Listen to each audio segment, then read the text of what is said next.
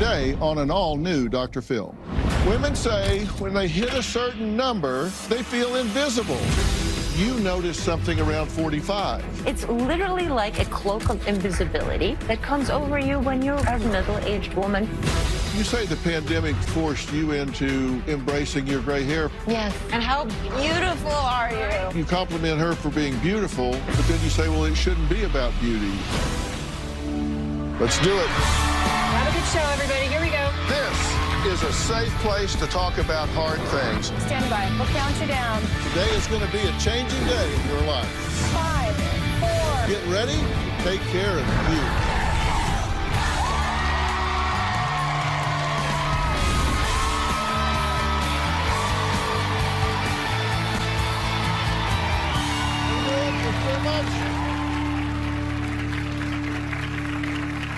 Well, have you heard the saying that men age like fine wine, but women age like a glass of milk? Well, I'd like to know who came up with that, because it is not right. Now, I know men have it easier when it comes to aging. I mean, look at me. I've been bald since I was like 12. And that's okay, apparently. But despite the fact that celebrities like Jane Fonda and Jamie Lee Curtis are opening our eyes as to what it means to be a silver fox, there is still a huge double standard. Women say when they hit a certain number, they feel invisible, washed up, unwanted. Now, supermodel, 57-year-old Paulina Horoskova is famously candid on her social media for shutting down those who think her face needs fixing or that she should not be posing in a bikini at her age. Really? Take a look. When I was 15, I started modeling, and it was a very hard thing to walk away from. Then around the age of 45, I started noticing that the way I was perceived was slightly different than what I had become used to. And then I would put photos of myself in bikinis. All of a sudden, I started getting the influx of, "Are you a little desperate there, Grandma? How about you cover up and spare us the look of your poor aging body?" I was sort of getting relinquished to the invisible women category. People will literally just walk into you, and you think, hold on a second. I am actually a far more interesting person than I've ever been. And this is where you don't want to see me anymore, because I've aged out of being physically appealing to you. I understand what it takes to make my skin wrinkle-free, and I don't think it's worth it. Being able to express how I feel, to me, is one of the most wonderful things about my face. I'm like, isn't that why it was made? I'm trying to go, how about this? How about this unaltered, even beautiful? How about that? Well, welcome. Well, thank you. So pleased to be here. So, Thanks. look, this is a big deal for a lot of women, and there are women who would love to look like you at any age, and you say that you noticed something around 45. Mm-hmm. What I got was sort of a very slow understanding that I was becoming invisible. I'm not just talking like, I stopped getting the attention of men, but like literally, walking to a bar, the bartender doesn't notice you, going into a shoe shop and like nobody's noticing. It's literally like a cloak of invisibility that comes over you when you're a roughly middle-aged woman who looks middle-aged. Really? Yeah. Now, you have a new book, No Filter, The Good, the Bad, and the Beautiful. And why did you write it? Well, actually, so the reason I wrote it, it's not completely philanthropical. Maria Shriver followed me on Instagram, and she called me one day and she said, I really love what you're doing on Instagram, so would you consider writing a book for me like you write Instagram? And so, dealing with topics that middle-aged women deal with. I mean, in my case, it was divorce and then the death of my husband. you know, grief, and then also aging and invisibility and sort of all of the stuff that comes when you find yourself in your middle age and sometimes single, and your children have left the nest, and it's like a second coming of age. It's like you're supposed to start something else, and just at the same time as the rest of society saying, Grandma, back off, into your corner, go and knit. Now, when you were on social media, a plastic surgeon called you out, actually, and said there were some things you needed to fix. Well, they posted a picture of me that I posted on Instagram that I thought I looked really good in. And underneath it, they pointed out everything that I should have done in order to look good. And I find that offensive. I find that truly offensive, because I look around me and I look at women my age, and I look at all of you and I think, but wait, what I have gained with age, fine, I've lost that bouncy smoothness that comes with age, but my face now has character. And that to me is so much more beautiful.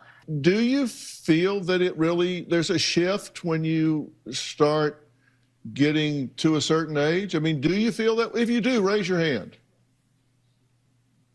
Okay, yeah. So a lot of people feel it that way. You put a blanket down on the beach and people will just like walk over it like you're not there. I mean, you know, so I'm not. It's, is it that kind bad, of really? Yeah. This is the best age to do like a bank robbery for sure. Yeah. You just walk in, get the money, hey, and walk ladies, want to rob a bank with me after this? Yeah. Just take our makeup off and dress normal. We can get away with it for sure. Robin, what do you think about it? How do you feel about this? Well, I actually embrace aging. I really do. I love the challenge. I've always loved the challenge, I guess, of getting older. And I feel with me, it's a frame of mind. I've embraced every decade, my 30s, my 40s. I was busy with raising my family, but I always knew I was going to embrace the challenge of doing what it took to be my healthiest and also look my very best. I love that challenge, and I'm always going to do that. So I enjoy taking on, doing what it takes to feel my best, but also look my best. And I'm not going to be embarrassed or ashamed of that. So I'm in my 60s. I'll be, in a matter of just maybe 2 weeks, I'm turning 69 years old. I've never a beautiful had, 69. Thank Yay. you. Thank you. I've never had a problem with age, with the number. I wear what I want to wear. I've always done my own hair and makeup because I love hair and makeup. So I love the challenge of looking my best, and I'm not ashamed of that. Well, she wrote a book called What's Age Got to Do with It? And she was sitting on 55, a big 55 on the cover, and people in Hollywood were like, oh my God, I can't believe she said her age. Oh yeah. Every time I say, I mean, I'm like completely forced. I'm like, I'm 57, and you know what? I am freaking lucky to be 57. Exactly. There are people that don't get to be 57. I am fortunate to be 57, and I'm proud of having made it this far with everything I've learned. I'm better now than I've ever been, and this is why I'm not okay for us to be dismissed by society. You're right. I mean, and consider the alternative. That's the way to not age, right? Best way to not get wrinkles is to die young, right? Yeah, leave a beautiful corpse. That's no option. All right, coming up, Paulina reveals how grief consumed her 3 years ago and what she did about it. Plus, we'll meet a 60-year-old woman who says she once looked like Barbie but feels like an ugly outcast. We'll talk to her next. And again, I want to hear from you guys in the audience as well. We'll be right back.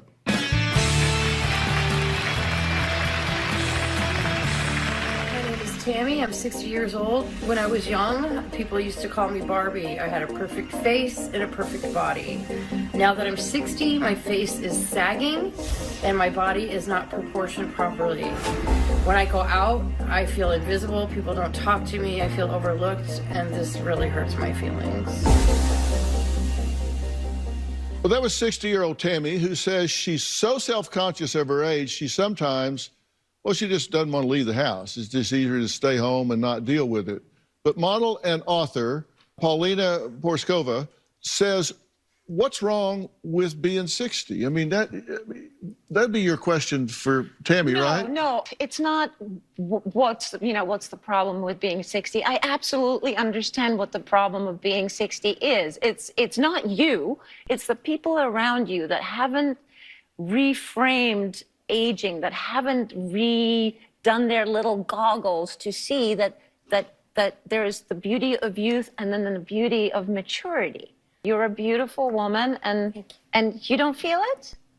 I do feel beautiful. I feel beautiful inside. I don't feel beautiful outside.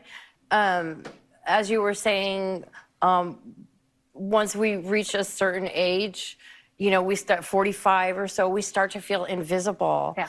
And yeah, it hurts. And I feel like it's almost like a secret hidden epidemic about women that are older that start to feel invisible. And I don't disagree that that's a problem. And I've seen the surveys. I've talked to women that have said, you thought it was going to be your problem, and your friend said, oh, no. Me too. You're not going to look the same at 40 you do at 20, or at 60 you do at 40. They're going to change. Yeah. That doesn't mean they're better or worse. They're going to change. But that's it. It's not that it's better or worse, but it's right now as society, there is a better and a worse. 20 is good, 50 is bad. After hearing Robin speak about how beautiful she embraced her 30s, 40s, 50s with her family and, you know, her career and everything she does, I didn't have all that. And now that I'm older and my face is starting to sag, and I remember once when I was young, my sister said, if people didn't look at you, you would think something was wrong. Like that was, you know, I got a lot of attention, and I grew up with that. And then when you reach a certain age, as Paulina was saying, you know, stepping over you on the beach and, you know, just a grocery store, you know, you're outgoing and you're just ready to say hi to people and enjoy life, and people are kind of looking around you and, oh, you know, it's hurtful. You know, age is going to break down our tissues, our skin. Yeah. But it doesn't break down integrity. It doesn't break down our passions. It doesn't break down our values. It doesn't break down all And the things that define. We have that on the inside. In We fact, do. But it once we go heightens out, it. we're reminded. Yes, We're true. reminded that you're not so it anymore. That you are not way. wanted. You are not desirable. It's so to us, true. you're not attractive Yeah. anymore. Are you talking about to men? Yeah, well, just Men actually kind of rule society. well, the patriarchal society. So yeah, there you go. No offense, but also there is a thing about we women from the time we are born. One of the things that is instilled in us is that being pretty You're so cute. is really important. That's where we get the pretty privilege. Because if you're pretty, you get the privilege that comes with being you're pretty. so smart. We don't get that. You don't get what a smart little girl. Right? What a Yeah. talented little girl. You get. And What if a we were raised in beautiful that little girl. respect and talked to like that along the way, maybe it would How have many been times do different. you hear "what a beautiful little boy"? It's not quite as often. No, I don't think I've ever heard that. See? No? So we are conditioned that being pretty, whatever else you are, you can be talented and you can be ambitious and you can be super smart. But if you're pretty, you get a little leg up. You were using the pretty privilege, as was I. I was using it to be accepted into society. Yeah. Yeah. And now that that's fading away, I feel very alone. And I'm not married. You know, I've been divorced for 20 years. So I don't really date. I only date in view to marriage, so I don't date, period. So I don't get that attention and that boosting or whatever that, you know, I have my own confidence. I do. I feel very good about myself. But the look thing, going out. Now, there was that word you just said. So I feel really good about myself, but means forget what I just said. I'm going to now tell you what I really think. Yeah. When we come back, would you believe that women of all ages feel the stress of aging? We're going to meet a 33-year-old woman who says she feels old, she feels irrelevant, over the hill. That's next.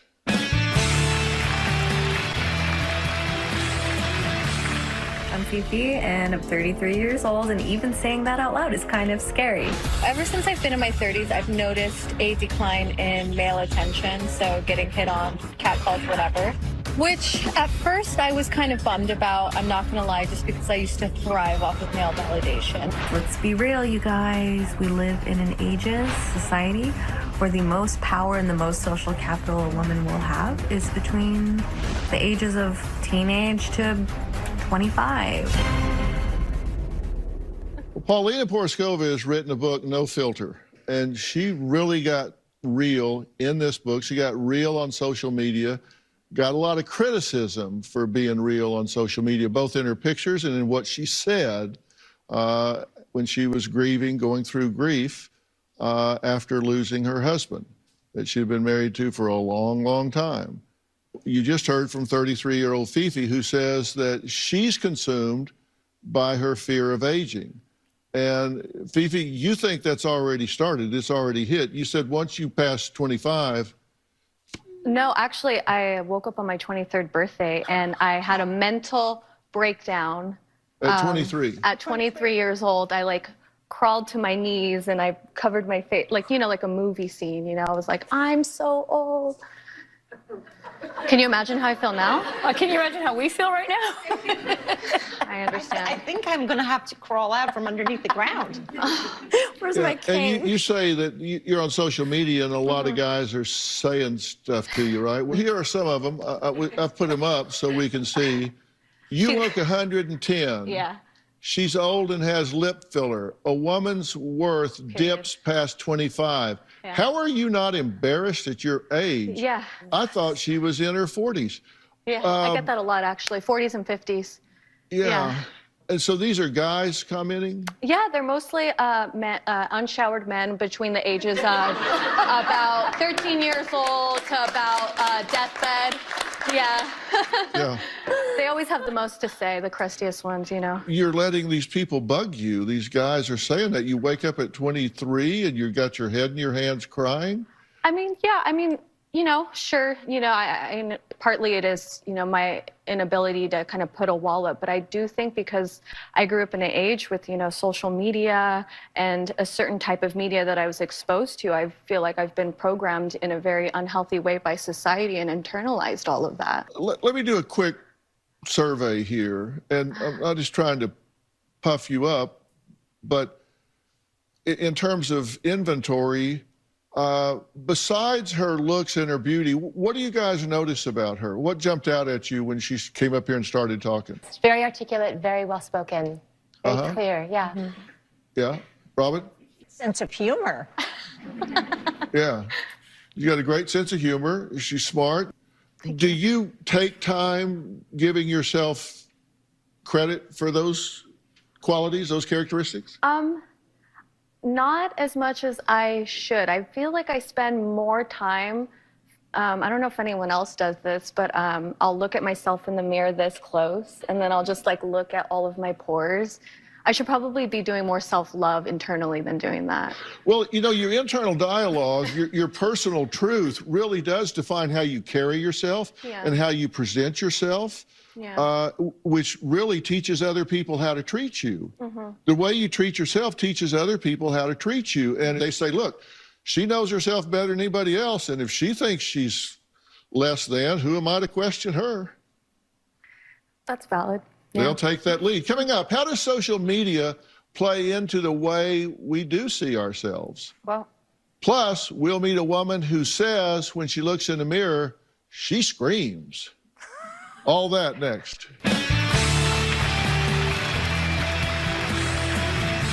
I am 54 years old.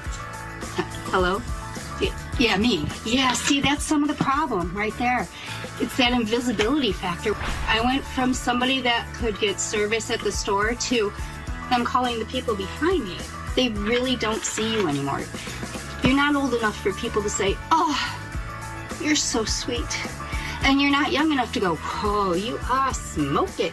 You don't get any of those. Overnight, you become invisible. Here's another one that's got a great sense of humor and very creative. I was laughing when I watched your tape originally. That's 54-year-old Terry, who says between her throat waddle, age spots, wrinkles everywhere, and bifocals, it's impossible to look in the mirror and feel good. Really? Really? Seriously, I picture myself as I was probably in my 30s, because that was probably my happiest time. Now I look in the mirror and I'm like, oh.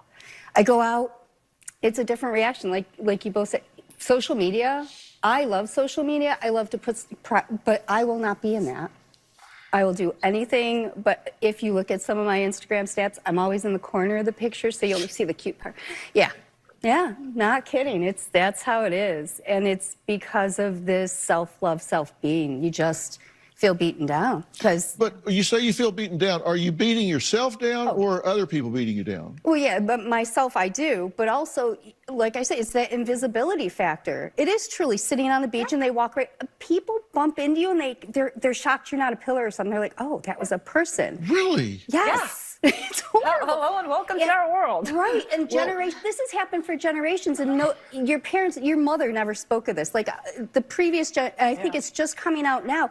I believe it's going to be younger and younger with the more social media out there, because women are harder and harder on themselves to get to that level that they feel is acceptable instead of no filter. But let me tell you, people that are saying those things to Fifi, I guarantee you they're in their grandmother's basement. They haven't seen sunlight in 3 weeks, couldn't get a date if they kidnapped them, and they look like, I guarantee you they look like Fido's ass. And they're criticizing her. No, I agree. They're the trolls on social media. Get a life. Who's on the internet criticizing other people? Oh, a lot. Really unhappy people. Yeah. Really? I mean, so you've got to consider the source. I get a lot of it. I mean, every time I show up in a bikini, I'm like, pathetic grandma, go and hide. And I'm like, why? I look good. Like, what's your problem? Yeah. But it is the social media. It is, I think, because actually I think it's the filter culture. Oh, yeah. Is that we are told that you could look like this. Well, see, I look good in the bikini, right? Well, no. Thanks. And I'm told to hide. That I'm too old to be doing this. 90+% of the time says more about them than it does about the person they're talking about. In all situations. And you were on grieving about your husband. This was a difficult time for you. And you said you were just looking for a connection. You were wanting to express yourself. And people were criticizing you about that. Yeah, I mean, when my husband died 3 years ago, and I was going through the hardest time of my life. And so I reached out just sort of blindly on Instagram and found a wonderful community of people that were also going through losses and grief. But simultaneously, then there were the people that go, oh, you know, pathetic, narcissist, why don't you just, you know, get a better doctor and up your meds? Anonymously, they'll say it to you, but they wouldn't say it to you. Right. And of course, your theory is they wouldn't even see you because you're invisible.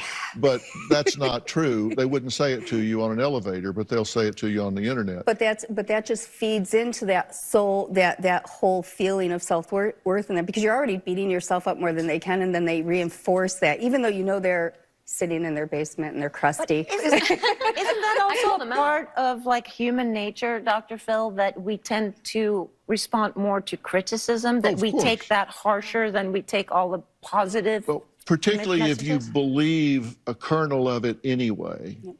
All right, coming up, Terry says she went all Karen on some young men playing ball at the park.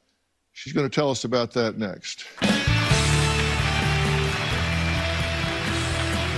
Fess up. Who'd you gang up on at the park? So I went to the park and I had a little picnic. I just like to go during the day. It kind of lets me meditate and chill. And I put my little blanket down and kids started, not kids, they were like, I don't know, 20-something, started playing football. And they're running across my blanket and they're like, I'm like, excuse me. And finally, like, the mama peace officer, angry person came out. I'm like, yo, back off. What? Hello? And I did. I said, you're disrespectful. I know you were probably taught better than this in your whole life, and you probably have better manners. Back off. Yeah, well, that's pretty rude. It was. I mean, they're running across your like it. And my friends had stuff like that happen. I'm sure you've had it. Yeah, it's silly. I want to introduce something else. Elisa was a fashion stylist who can relate to these women. Take a look. When I turned 30, I remember feeling really depressed. I was insecure about my looks. I didn't feel pretty enough. I didn't feel good enough. I just didn't feel enough. I feel much more enough now. People should never feel limited by what they can do or how they can grow or how they can change, and never give their power away to anyone that tells them that they're not enough. And if we all knew that, we would have a completely different world.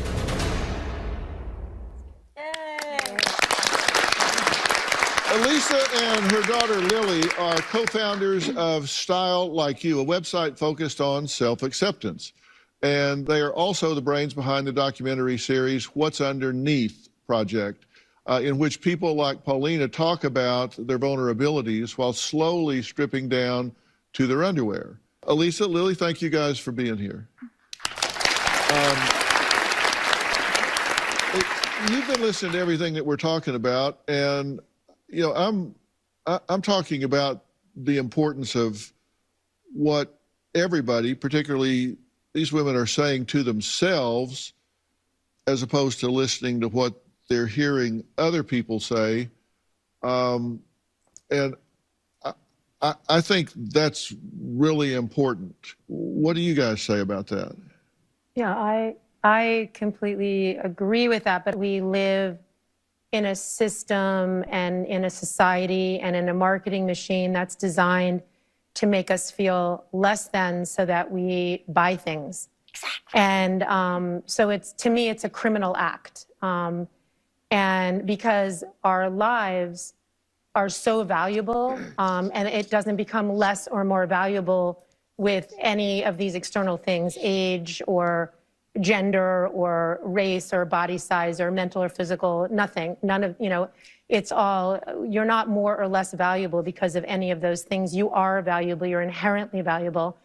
And your life is meant to be an uncovering of that value, so it improves with time. And Lily, millennials and Gen Zers are really interested in learning about getting older. Why do you think that's true?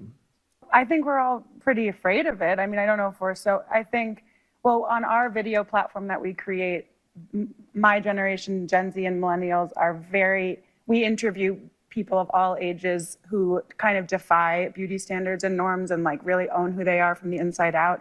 And our videos on older women specifically are some of our most popular that we ever create, because I just think that as my mom said, and as we've all been talking about, we're all so conditioned to fear aging and to think that our beauty becomes irrelevant. So then when we see someone who doesn't buy into that and who completely owns who they are, and they actually radiate beauty in a way that we're not really seen in most of media, and that's so shocking for us. And I think that my generation is just like relieved when they see something like that and like that, are presented with another option. The fact is, there is very little demand for women our age. And so it's hard for us to look up to women our age. No, yeah. Well, you know what? Women our age have the most amount of money and the most amount of power. And knowledge. And then we buy wrinkle creams from 17-year-olds. We were at an event Saturday night that was kind of emceed by an 87-year-old woman. And she has a great internal dialogue. Her name's Ruta Lee. Y'all may remember, some of you may remember her. She's a Hollywood actress. And she's written a book, Consider Your Ass Kissed. It's kind of her attitude, but she looked great, she sounded great, she had great confidence. She did. Actually introduced a doctor from UCLA that was 93, and he walked up and she said, "So, how's it going in the bedroom?" And I thought, what? What is it? And he had a good answer. So I think it's all about attitude and what you say internally. You say it's criminal that they're being exploited, but at some point, you're not a victim, you're a volunteer. Mm-hmm. You got to say no. We need to reframe our look at aging and see it for what it is, a change, not a bad change, just a change. And also it's redefining what beauty is. Like when you say that before, something about, well, you now you're smart, now you can be this. No, it's like you are beautiful. Like, what is beauty? Who is defining that? If everything is being retouched, if everything is being erased off of you in media, then you know it's very hard not to have that internal dialogue to be negative. I mean, it's not. We have to be real about that. There's an accountability. Yeah. Carrie Lynn, where are you? You say the pandemic forced you into embracing your gray hair, for example. Yes. Yeah, I had stopped dyeing it just before, and then the pandemic hit, and I just decided, okay, now I do it. Yeah. And how beautiful are you? My God. You compliment her for being beautiful, but then you say, well, it shouldn't be about beauty. And you say the same thing. You know, we've got to define beauty as being beautiful at 70 or 80 or 90. And I'm just saying that beautiful is not just about visuals. You know, there's beautiful spirit, there's beautiful intellect, there's beautiful deeds, there's beautiful value. And I think we mean the same thing, right? That it's defined multidimensionally. Paulina's book, No Filter, The Good, the Bad, and the Beautiful. Listen, this is a must read. I tell you what, it's informative, but it's also extremely thought-provoking. It is extremely thought-provoking, I have to say. And it's available on Amazon or wherever you buy your books. And by the way, Paulina brought enough for everybody in today's audience, so you're all going home with a copy of her new book. Just ahead, my next guest says bedtime is wartime with her young children. Solutions for them and parents everywhere now. The dreaded bedtime battles. Parents of young ones, you know what I'm talking about. Children finding every excuse in the book to avoid going to sleep. My next guests, Veronica and David, are no strangers to this common parental dilemma. They desperately want help getting their children to sleep so they can get some shut-eye themselves. Take a look. Give me Stop. David and I have 3 beautiful girls together. Our household is very crazy, very loud, noisy. Being the only man in the house is a little tough. Living with 3 girls is as crazy as I ever thought it would be. All right, girls, it's time for bed. People would think that bedtime would be relaxing, but not in our household. Come on. Bedtime is the hardest time for me and David. And when it's time to get into bed, there's every excuse in the world not to get in bed. You gotta go to bed. Kalani has tantrums at nighttime, which are the worst. It's time for bed, no TV. She starts kicking, she starts screaming. It is just so tiring. You guys need to calm down, and you guys need to go to bed. I am always looking for something to make my life easier to put my children to bed. I love my girls, but at nighttime, it can become a nightmare. Good night. Well, joining me are Veronica and David, along with Dr. Angela Holliday Bell, sleep expert and Hello Bello ambassador. So thank you all for being here. Thank you. So, Veronica, how often do these bedtime battles happen in your house? Every single night. Really? Every single night. When I say the word bedtime, our 3-year-old Kalani, she will start screaming, kicking, crying, biting. She will not stop. Our other 2 children pretty much see her acting like that, and then they start interfering as well, and all chaos breaks loose. I'm so tired. Yeah.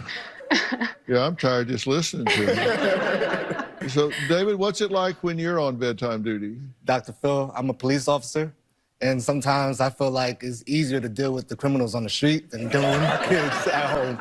Yeah, I would think so. Every excuse in the world. When it's time to go to bed is water, need to go to the bathroom. And even though I love it, they try to get extra hugs and kisses, but I know it's an excuse just to get out of bed. Yeah, all of a sudden they're in love with you, right? Yeah, exactly. So, Doctor, I'm sure this isn't anything new to you. As a sleep expert, can you help this family with this nighttime drama? Yes, I can. And you're absolutely right. This is a very common situation, especially when it comes to young children. So the first thing I recommend is getting rid of those electronics before bedtime. The reason for this is that the blue light that's emitted from electronics, like the television or the tablet, can actually interfere with your natural melatonin release, which is a hormone that sets the stage for sleep. The second thing I recommend is utilizing the power of positive reinforcement. And that's when you reward your child for engaging in the desired behavior. For example, you can offer something like a sticker or some other token when they go to bed without whining or don't get out of bed in the middle of the night. And then once they reach a certain amount, they get a larger reward. You know, our son Jay and his wife Erica have 2 children, Avery and London, and I'm sure they've had their fair share of struggles at bedtime when they were younger. And a few years ago, Jay and celebrity couple Kristen Bell and Dax Shepard founded Hello Bello, a company with premium products at an affordable price. And their flagship items are diapers and wipes, but they also carry a line of products for the whole family. And now they have safe and effective products to help little ones go to sleep and get the rest that they need. And Dr. Holiday Bell, are there Hello Bello products that really might be helpful for these two? Yes, there are. So another very important sleep tip I recommend is establishing a consistent bedtime routine. I like to recommend the 3 B's when it comes to calming children and getting them prepared for sleep. And that's take a bath, brush your teeth, read a book. Now, in terms of bath time, the Hello Bello Soft Lavender Shampoo and Wash, Body Lotion, and Bubble Bath come formulated with a soothing lavender scent that's perfect for calming children and even stressed parents. And the best part about it all is that the bath products and the lotions are formulated without the addition of any synthetic fragrances, sulfates, or parabens.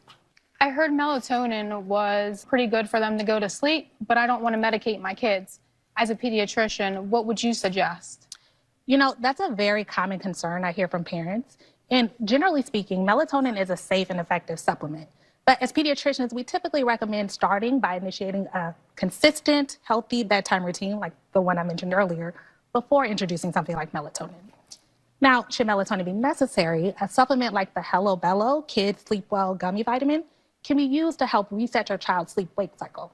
And then once they're in a good regimen or a good schedule, you can wean it and then use it just as needed after that.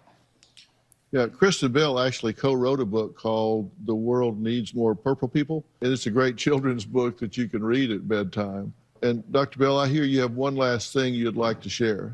I do. Veronica and David, we have a surprise for you. Hello Bello is giving you all with a $1,000 Hello Bello gift card. Thank you. Oh my God. So you can try out all of their products for yourselves. This is great. You can finally go to sleep. Yeah.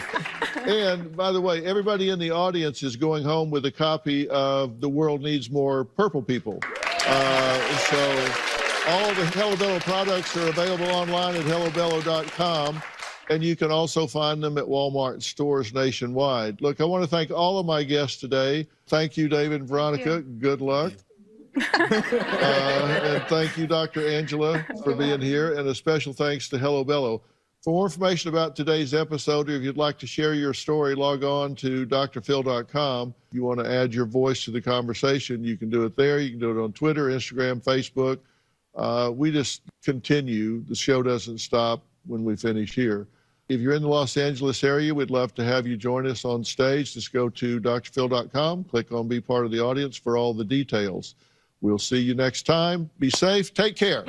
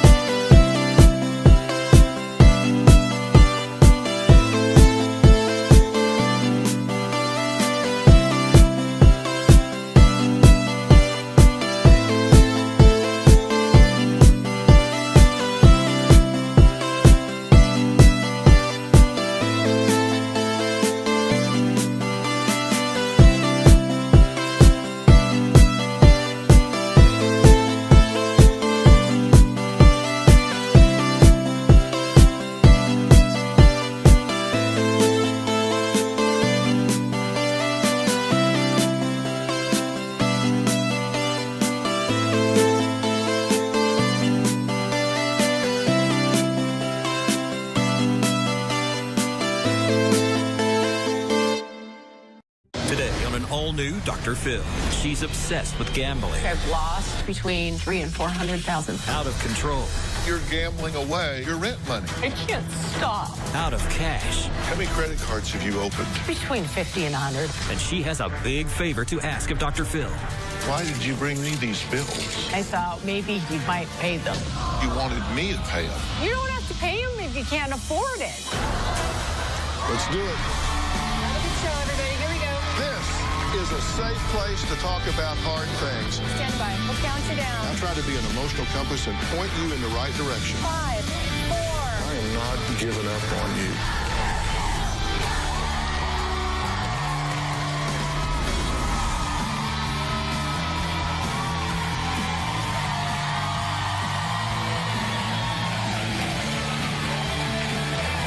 How you doing?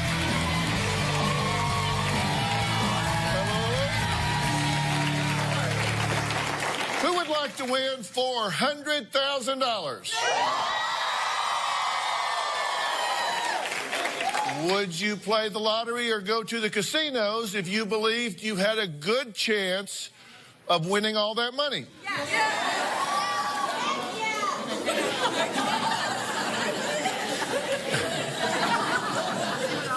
If you won, what would you do? Maybe buy a home like this one that was recently on the market for $400,000? Or how about buying a brand new sports car like this?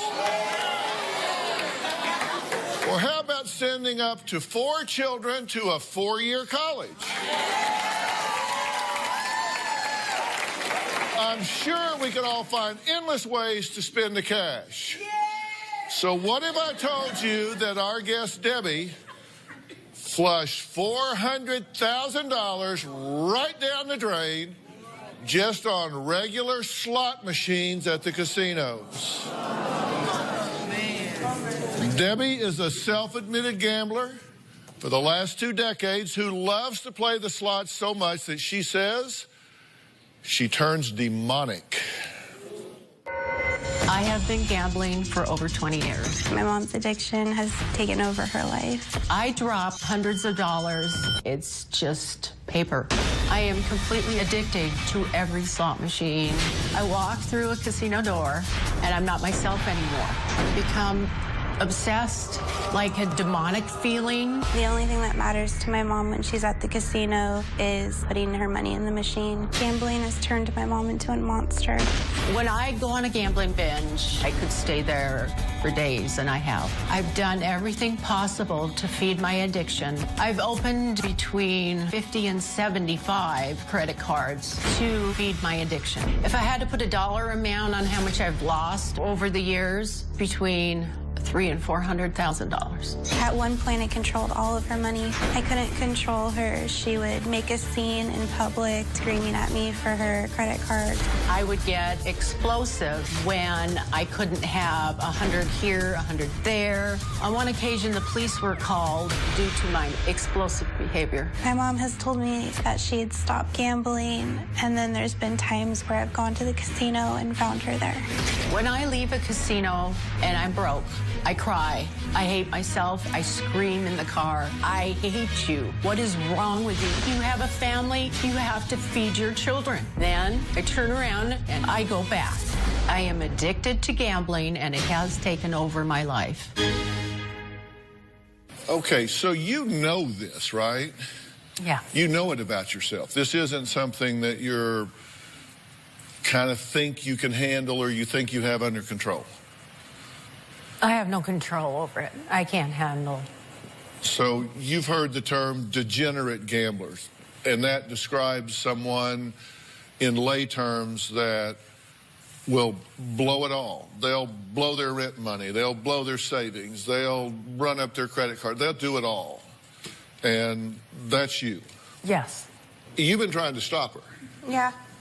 She yells at me and says she doesn't need help. Why do you do that if you tell me now you know better? To be honest with you, I don't want to hurt my children, but I can't stop. So I become a compulsive liar as well on top of it, lie after lie after lie. You've actually gone in the casino. Yeah. You've walked up to her in the casino and said, come on, what are you doing here? Yeah. You've actually taken her money in the casino. Yeah, I've brought her out of the casino. We've been in the parking lot yelling at each other. And she'll stay and you leave. Yeah. I mean, even though she knows you're upset, she'll say, you'll leave, I'm staying. Yeah. All night. She'll be gone all night. You said when you walk through that casino door, you become a whole other person. You said, I become demonic. I become like a devil person. When I walk through a door, a casino door, my mind is focused on a slot machine. I'm not Debbie in there. I don't know how to explain it. I can't control myself. I can't. If I have my bank card with, which I try to leave at home, I'll drain it, even though I have a $300 limit on it daily. They have a machine in the casino that overrides it. So you can drain your account. How many credit cards have you opened? At least between 50 and 100. It has to be. It has to be. 50 and 100 credit cards. At least, yeah. You just keep opening and opening and opening so you can get more money. Yeah, because I can't afford to gamble on my, you know what I mean? I should have never said that one. Oh, boy. No, you got, come on, be honest. You have barred yourself from casinos. You've gone and told them, here's my picture. You spread this around. Do not let my happy ass in here ever again, right? You have correct. You've many told times, them to keep you many out. Times, many times, many times. They let you in? Yeah. You tell them it's not you on the picture. Yeah, I have done that. Well, what do you do to get money? What do I do to get money? Yeah. Where's this money coming from? You said, I can't. I win. And then I lose. I've won quite a few jackpots. You've won $60,000 in a year. Correct.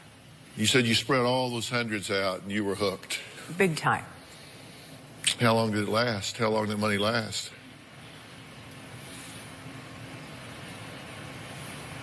About half a year, maybe, if that. Before you lost it back? Oh, yeah. I don't want to do it. I do it. I'm not me in that casino, okay? I'm not. When I walk through the door, I'm not me. It takes over my mind.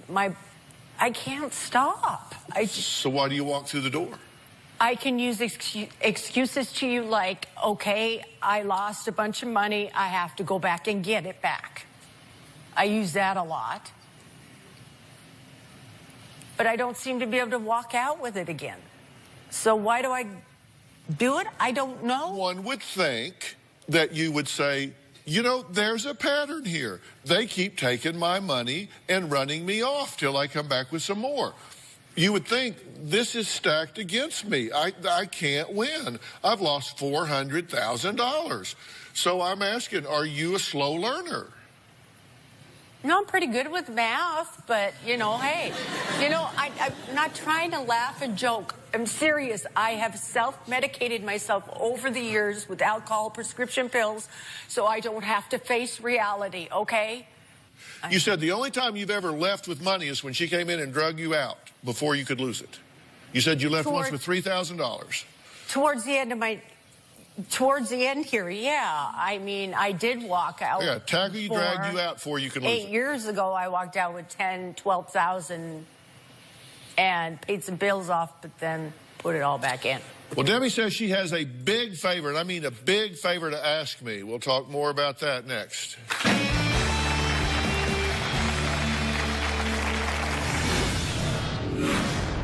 She brought some bills with her.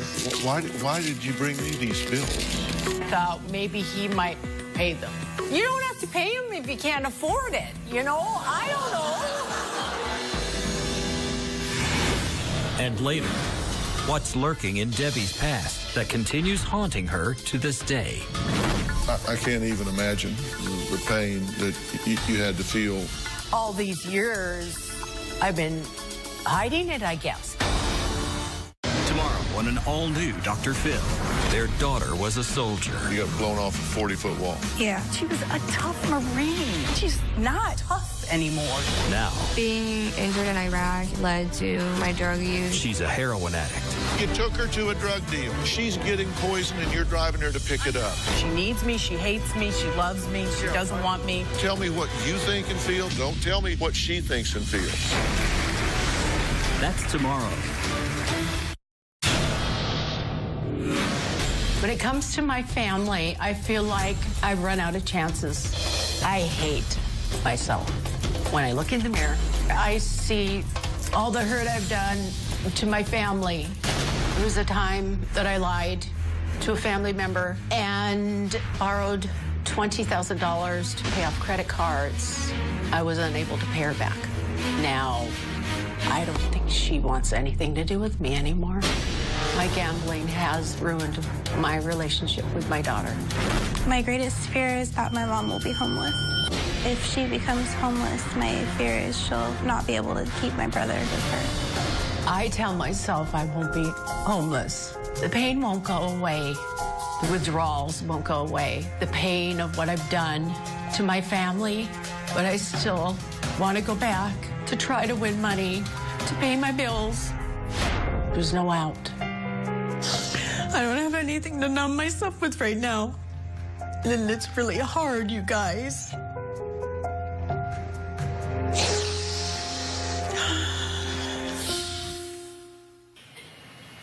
When Debbie arrived in Los Angeles and met up with our staff, she brought some bills with her that she asked to be delivered to me. They did.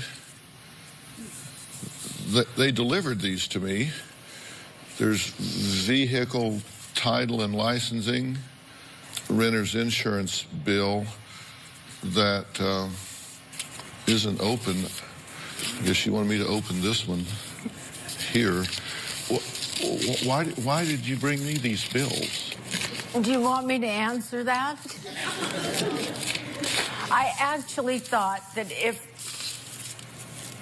I was going to maybe get some kind of counseling or help, that these were the bills my daughter needed to take home with her, and then I thought, well, maybe he might pay them. So it wasn't my first choice to bring them to you. My daughter was going to take them home and make sure they got paid somehow. I'm not paying them.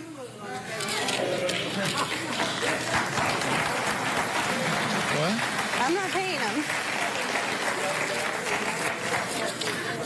Well, that's not what you said. You said you wanted me to pay them. Well, someone. I don't know what to do anymore. You don't have to pay him if you can't afford it, you know? I don't know. I know I'm bailing out again. I'm sorry. I can't pay him either, so I don't I can know. afford it, and I still don't have to pay them. Yeah, right.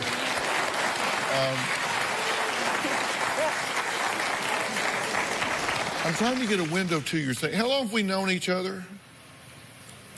A minute or two? Yeah. It would be about 20 minutes. And then, yeah, and I'm sorry, I shouldn't have even asked.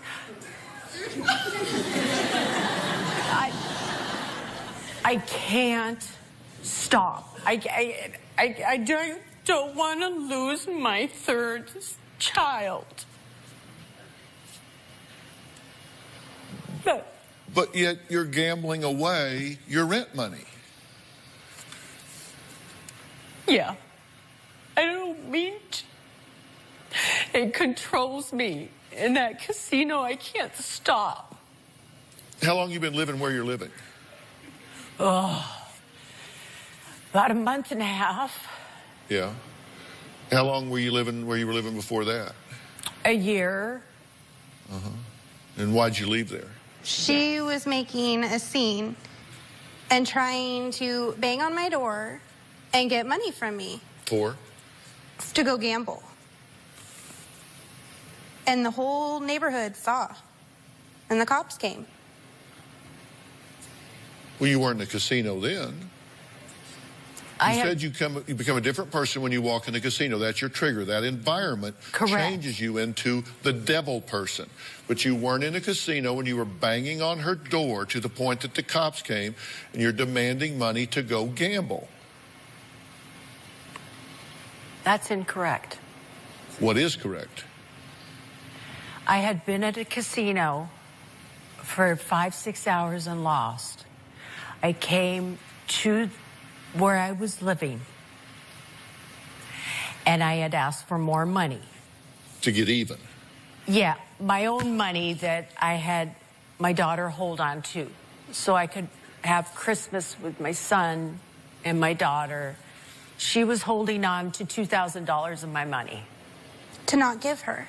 You came to get Christmas money to go back to Correct. the casino because you say you get vengeance money. You say you come home, you're vengeance. I'm going to get some money to go back and kick their ass, right? So she stands in the gap, says, I'm not giving you this money. I'm not giving you the money. And you demand it's your money. You want it, by God, give me my money. The point is you're standing there demanding money to go gamble with. Debbie claims she didn't even start gambling until she was in her 30s.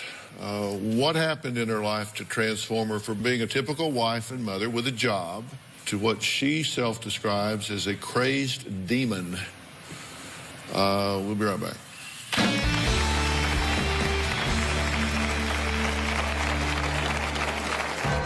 "20 years ago, I lost my son. My brother died on my birthday. I blame myself for his death. I thought I killed him. And later, his parents called him a moocher. Is Ryan back on his feet or on the streets? You went to Texas. You got a job. Yeah. But you got fired after a week? No, it was after a day.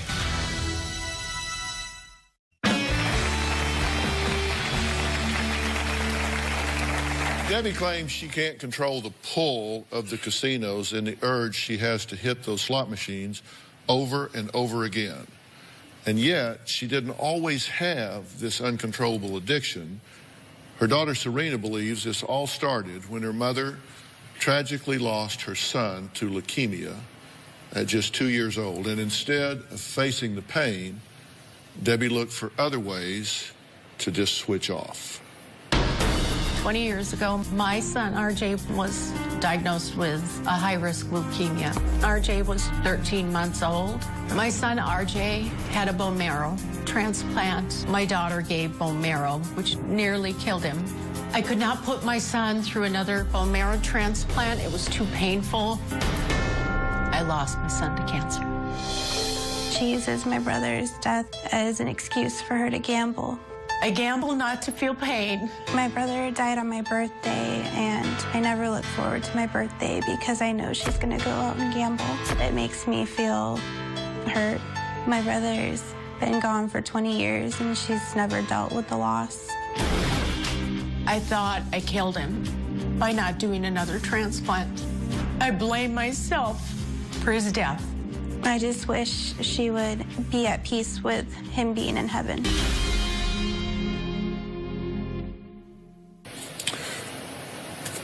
Well, I can't even imagine the pain that you had to feel at that time. You had a very difficult decision to make, right? Whether to do the second bone marrow transplant or not. And you made the decision to not do it. And you've questioned that ever since? Just recently, my ex-husband had said, "You're destroying your daughter like you destroyed your son." Right there, I thought, oh my gosh, I have been hiding this or not even realizing this for so many years that maybe I did.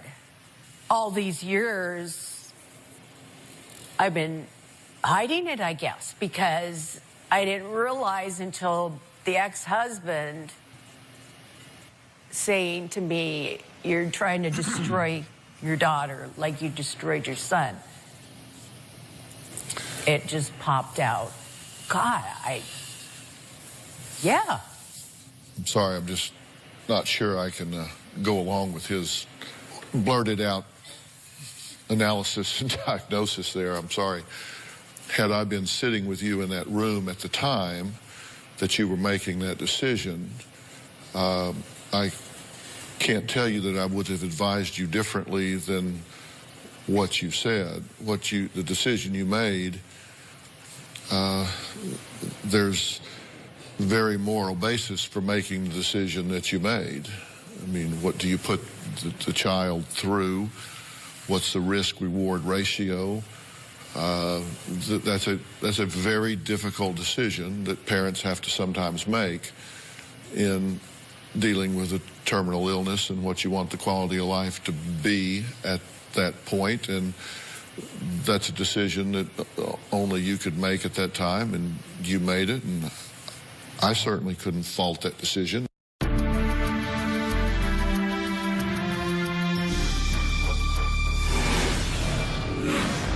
They show pretty people having fun. They don't show you standing at the door screaming at your daughter for more money. They don't ever show that on a commercial, do they?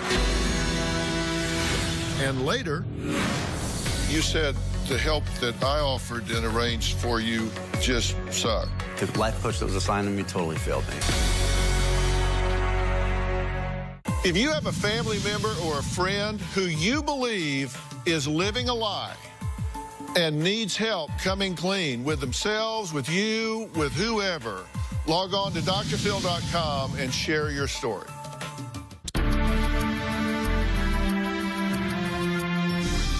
I do know that things often start for one reason and continue for a very different reason. Maybe you started self-medicating, as you said, but then pretty soon this took on a life of its own. They show pretty people having fun in casino commercials. They don't show you standing at the door screaming at your daughter for more money. They don't ever show that on a commercial, do they? Yeah. They don't ever show you with a file full of bills trying to figure out how you're going to pay them. They don't show that in a commercial, do they? No. Because right now, if you stopped gambling, would your life be peaches and cream? Of course it wouldn't. You have a lot of other challenges in your life. And if right now your coping mechanism, your escape mechanism, your eject button from the pain is to lose yourself in a casino, and that's taken away from you and nothing is put in its place, you know what's going to happen? You're going to default right back to what you were doing. You know, I'd like to add Dr. Frank Lawless to the conversation. He's the chairman of the Dr. Phill Show Advisory Board. Frank, welcome. Glad to have you here.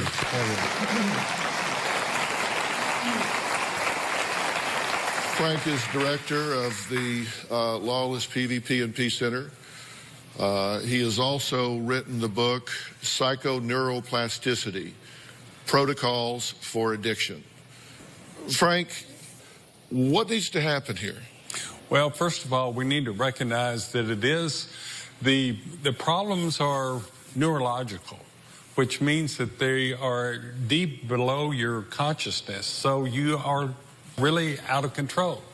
There needs to be a broad program that encompasses not only your lifestyle, but also your neurological functioning and your psychological coping skills.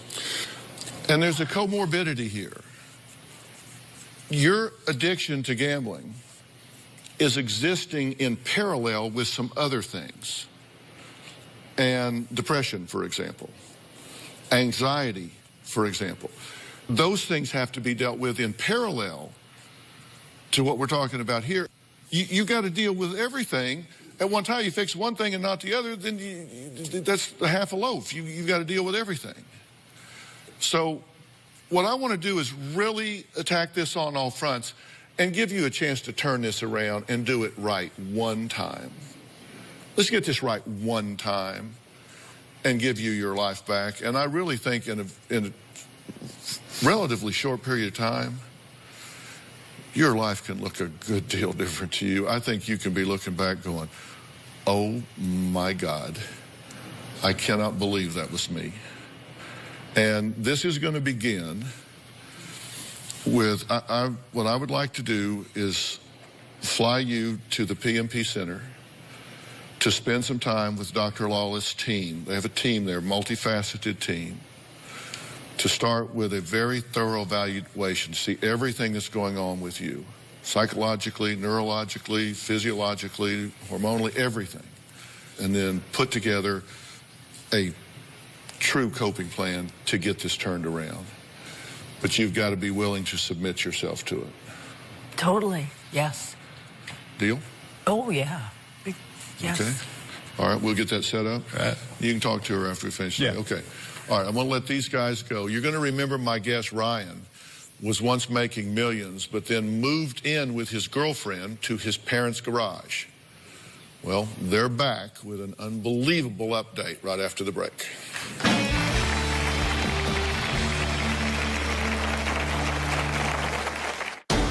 My 37-year-old son does live in my garage. There's a reason why I'm in your garage. You don't deserve to have a family that's as supportive as they are, that loves you the way they do. After being on the Dr. Phil show, I was disappointed because I felt like Dr. Phil had missed the mark.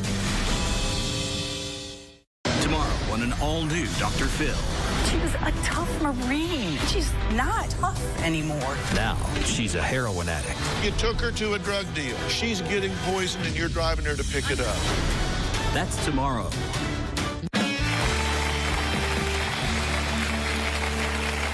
You may remember my next guest, Ryan, who was living with his girlfriend in his parents' garage and claiming he just couldn't get a job, even though he was once quite successful, making millions in the real estate business. His appearance on our show 8 months ago, well, it was memorable. My 37-year-old son does live in my garage. This is my casa. This is where I stay. This is the garage. Life with Ryan is extremely chaotic. I've probably asked Ryan to move out 100 times. You're not working. No, I'm not. Why? Well, I'm on unemployment. Are you working? I'm working still. I'll be 73 next month. So he's twice your age, and he's working, but you're sleeping till 2 in the afternoon in the garage. What is wrong with you people?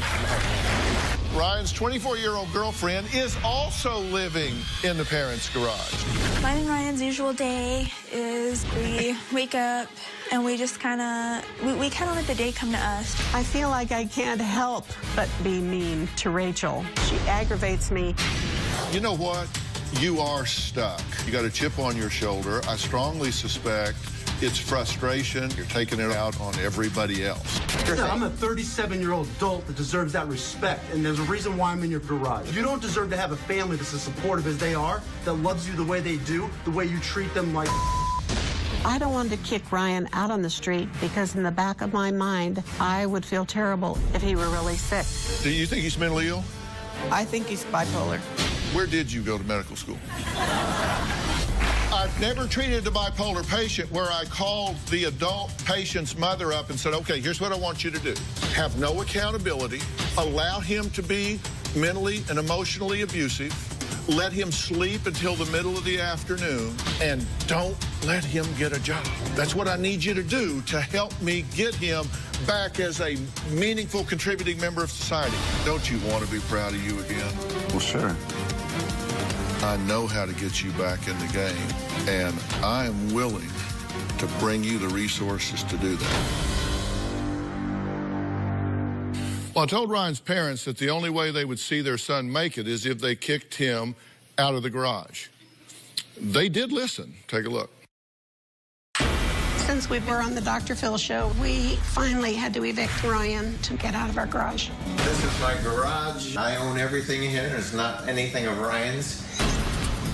We've been living at motels, getting money from resources. Hey, what's up, Dan? Since being on the show, I have spent $3,000 on Ryan. There's been 10, 12 times that I've put him in a hotel. We're living day by day. A lot of times, we definitely have to reach out for a lifeline to help us. I was wondering if you can give me a ride down to... No? Okay, thanks for your help. Ryan is currently not working. He hasn't held a job for 3-4 years. We try to maintain our normality by going to the gym, exercising, and we have his racquetball. Good. After being on the Dr. Phil show, I was disappointed because I felt like Dr. Phil had missed the mark.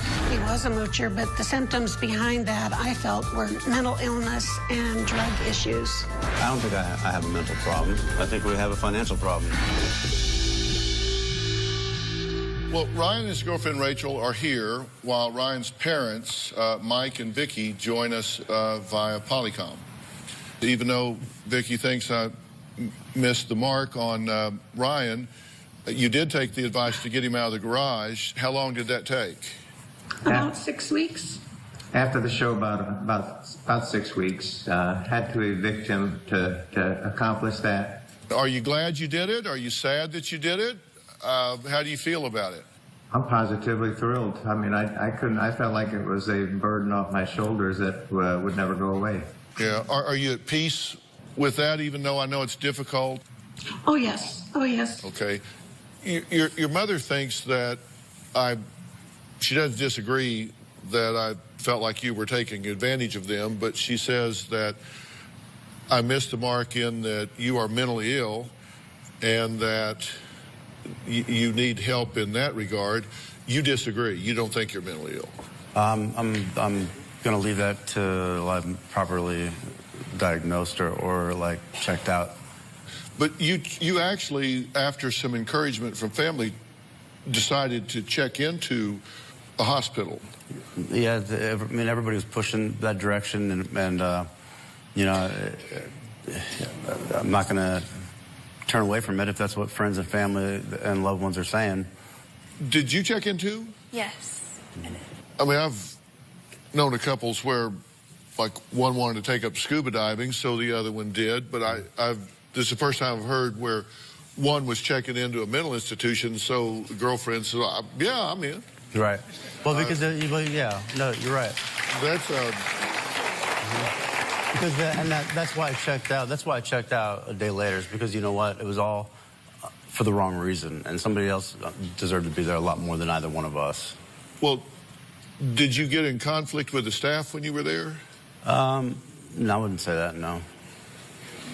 Well, I thought you wound up strapped down to a wheelchair. No, not strapped. I was asked to sit in the wheelchair and basically move to a different level. I thought you told us that you talked to her in the hallway, and they said you weren't supposed to do that. Pass them the note, yeah. And so you got upset. They called security. You wound up getting strapped to a wheelchair, moved to level 1. They took you up to that ward, and you decided, well, these are some seriously disturbed folks up here, and there are people that deserve to have this kind of care more than I do. I should not be taking up a bed here, so I'm going to check myself out. Yeah. That's what you told us. We right, recorded that. You're right. That's accurate. All right. Ryan says he's trying to change his behavior, but is he really? I don't know. We'll talk more about that when we come back.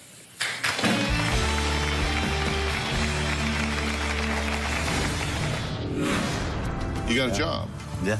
But you got fired after a week? As an employee, I worked one day. And got fired? Yeah. Yeah. Because you took a day off. Do you need Dr. Phil's help? Text Phill to 88500 and share your story for a chance to appear on the show. Standard message and data rates may apply. This show without you, our studio audience. If you are going to be in the Los Angeles area and you would like free tickets, go to drphil.com and click on Be in the Audience. Or you can call 323-461-PHIL. That's 323-461-7445. I just cannot stand Rachel. She feeds Ryan's addiction for drugs. She's brain dead. I don't feel like I'm homeless. I feel like I'm stuck in between a rock and a rock place. And so I just need help, like, getting pushed out. The only way that Ryan can recover is to eliminate Rachel totally.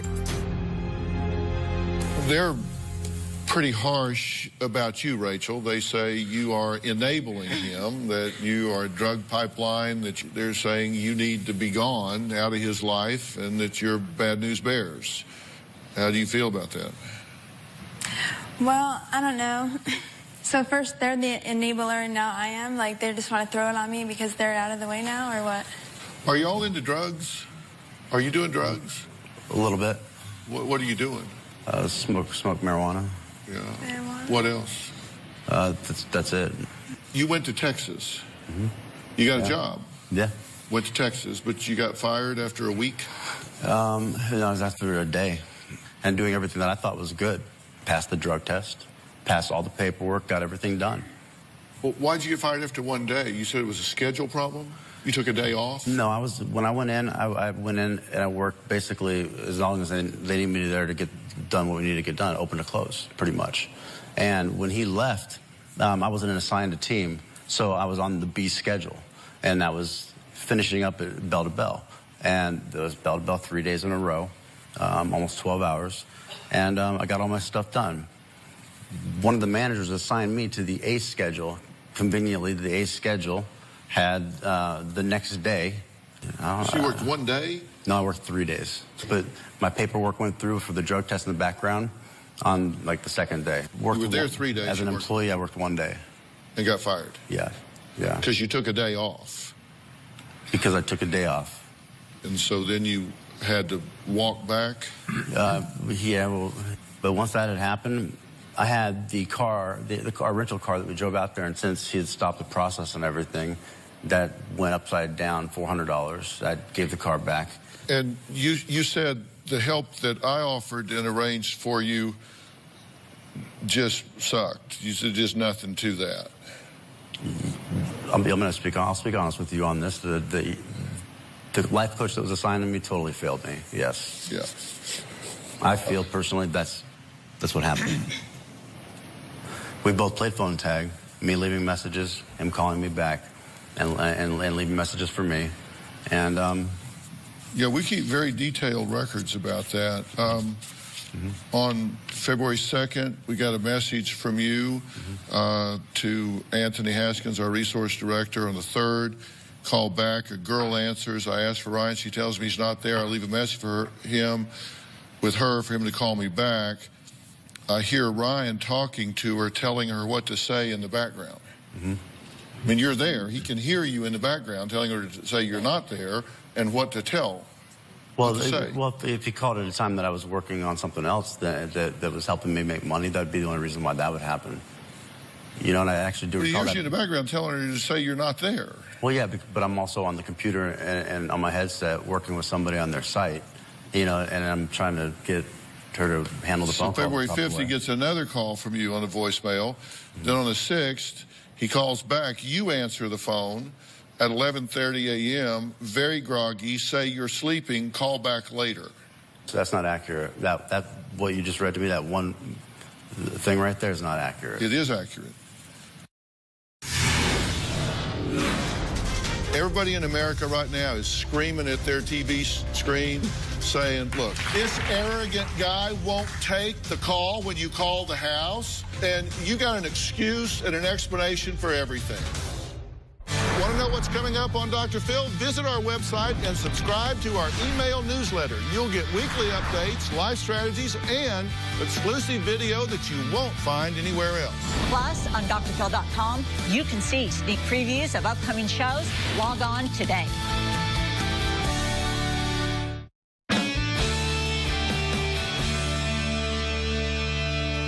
This is Anthony Haskins right here. Anthony, these are your contemporaneous notes at the time.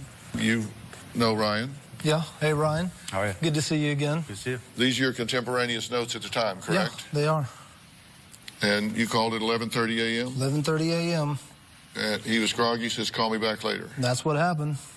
Then on the 10th, you have a message from Ryan, your work voicemail. He's asking for a letter from me for the court or his lawyer. It was unclear. Not sure what, but he wanted a letter from you. So you call back, a girl answers, you ask for Ryan, she asks about the letter, you say, I don't do that unless Ryan is doing what he needs to be doing and has at least started working on a program. She says, hold on, an argument ensues between the girl and Ryan about whether or not he wants to talk, and eventually she tells me he's not available and takes a message.